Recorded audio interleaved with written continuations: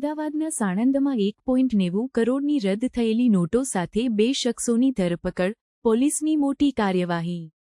અમદાવાદના સાણંદ વિસ્તારમાં પોલીસે 1.90 કરોડની રદ થયેલી ચલણી નોટો સાથે 2 શખ્સોની ધરપકડ કરી છે. આ કાર્યવાહી બાવળા સાણંદ રોડ પર બાતમીના આધારે કરવામાં આવી હતી. પોલીસે મહેસાણાની નંબર પ્લેટ ધરાવતી સફેદ કારને અટકાવી તપાસ કરતા તેમાં 529,756 નોટો અને 1,000ની 4,154 નોટો મળી આવી હતી. આ નોટો 2016માં નોટબંધી પછી રદ કરવામાં આવી હતી.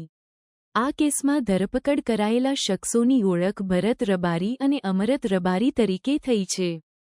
પોલીસે જણાવ્યું હતું કે આ બંને શખ્સો જૂની નોટોને નવી નોટમાં બદલવાની કોશિશ કરી રહ્યા હતા. પોલીસે આ મામલે વધુ તપાસ શરૂ કરી છે અને તપાસમાં જાણવા મળ્યું છે કે આ નોટો અમદાવાદના એક વેપારીની છે.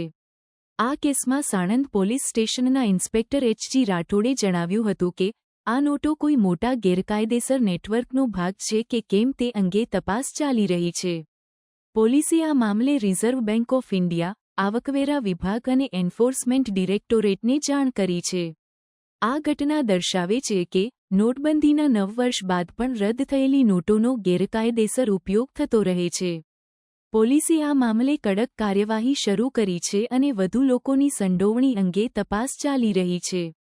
આ કેસમાં વધુ ધરપકડની સંભાવના છે.